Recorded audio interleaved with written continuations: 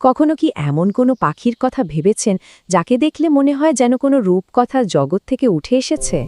কিন্তু মজার ব্যাপার হলো সে আসলে আমাদের আশেপাশেই থাকে, আমাদেরই খুব সাধারণ এক প্রতিবেশী। একবার শুধু কল্পনা করুন দৃশ্যটা। পাখিটা হয়তো ঘাসের উপর দিয়ে হেঁটে যাচ্ছে, আর হঠাৎ করেই তার মাথার ঝুঁটিটা মেলে ধরল, ঠিক যেন ভাঁজ করা একটা জাপানি হাত পাখা খুলে গেল চোখের সামনে।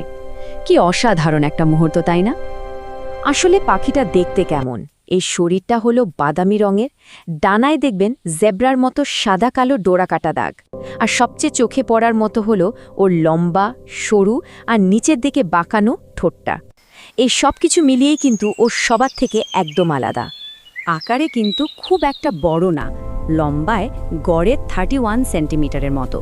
কিন্তু আসল খেলাটা হয় যখন ওর ডানা মেলে দেয়, তখন এর বিস্তার প্রায় 44 থেকে 48 সেন্টিমিটার পর্যন্ত হয়ে যায়।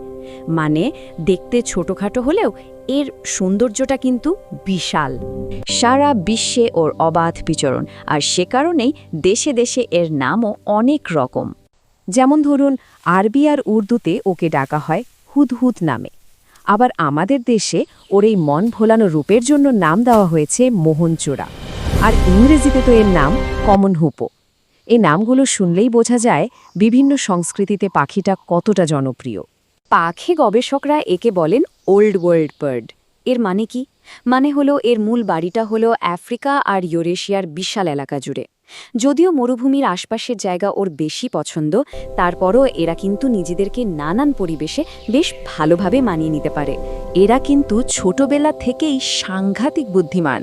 বাসার ভেতরে যদি কোনো বিপদের গন্ধ পায়, তাহলে সব ছানারা মিলে একসাথে সাপের মতো হিস হিস শব্দ করতে থাকে। এই শব্দ শুনে শত্রুরা ভাবে ভেতরে হয়তো গোখরা সাপ আছে, আর ভয়ে পালিয়ে যায়।